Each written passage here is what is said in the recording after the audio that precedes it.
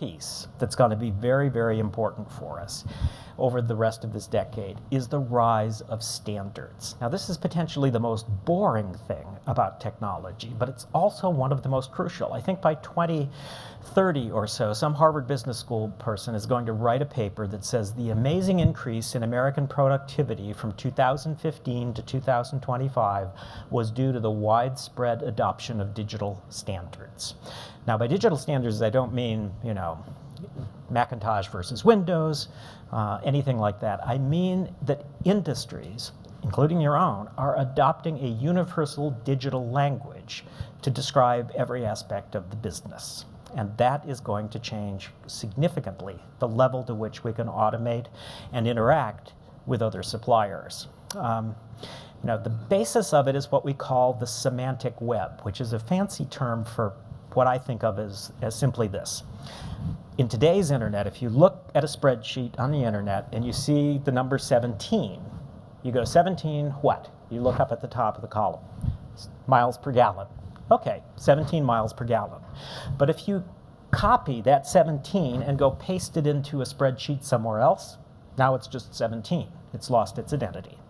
In the future, every industry, from medicine to travel to construction, is going to create a little extra piece of digital information called metadata that travels with that 17. So wherever the 17 goes, it knows its miles per gallon. I could give you lots of examples of how industries are doing this. I think one that really shows the potential of it is in the construction industry, and maybe some of you have already touched on this in construction projects. The idea is called building information modeling. And here's the vision. It's going to take them a decade to get this working, but they're all really interested in it. Business information modeling says that everyone from architects to construction companies to manufacturers of construction hardware going to adopt a similar digital language to describe everything that goes into a building, from the doorknobs to the shower curtains to you name it. Everything in the building has a specific digital description. So when the architect creates the blueprint, he does a blueprint like an ordinary blueprint, but every object on the blueprint has an additional bit of digital code describing what it is, say, a doorknob. Now, when it's time for this to go out to bid, all the contractors get that digital document and send it to the hardware suppliers who use the same code. So there's no more typing into spreadsheets 17 doorknobs. It automatically pulls it out of the blueprint, creates a complete bill of materials, automatically prices the whole thing out. Huge efficiencies there. Then it's time, somebody wins the contract, starts to build the building.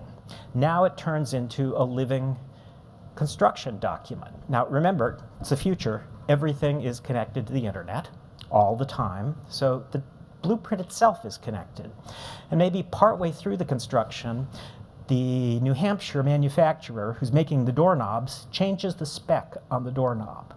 And when that happens, it changes the digital language around the doorknob. It's communicated through the internet to the blueprint. The blueprint tells the contractor, you better take a look. They've changed the specs on the doorknob. See if it affects the way you're building the building. So that happens during the course of construction. And then finally, when the building is done, this blueprint becomes the operating manual for the building. It passes on to the operations people with all that digital information in it. And that is the power of having these digital standards. Some industries are moving very quickly toward it, but generally speaking, this kind of standard setting within an industry takes a long time.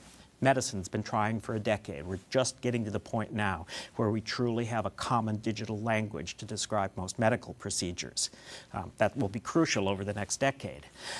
But we also see industries that don't even want to necessarily cooperate with each other who end up doing this. A good example is an industry I've worked with for years, the travel industry. The travel industry, when the web came around in the mid-90s, was a little freaked out because all of a sudden these competitors called Travelocity and Expedia started to show up. And the travel industry, whether it's airlines or hotels, they really like to control their inventory because that's how they maximize the value of their product. So suddenly it was not that great that there were all these potential ways to sell.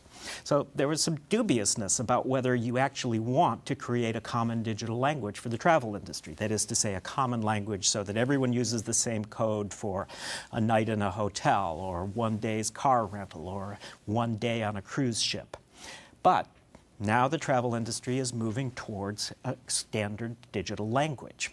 And the reason they're doing it is this. They know that out there sometime in 2020, a passenger is going to get off the airplane, walk into the terminal, have their incredibly flat tablet or whatever device they're using. Maybe they'll have the heads-up display. But on this, they will see a map through the terminal showing where their next gate is. It will show what stores and restaurants they're passing and offer some cents-off coupons for each of those. It will also, this is the future, but we haven't fixed everything. It will also say, your flight is delayed. But I've already called ahead to your car rental and your hotel, and they know that you're going to be late. Oh, and by the way, your friend Janet is in Los Angeles, your final destination, and Paul McCartney is playing there. And I know both you and Janet like Paul McCartney. Should I get tickets for both of you? And I'll tell you in a second how it knows about Janet. But that's what people will expect. So if you are a travel provider and you can't fit into that, I mean, and they don't know who's going to do this. Is it Google? Is it TripIt? Is it Microsoft? Who knows? They don't know. But they do know this. If they can't fit into that environment, they're going to be out of business.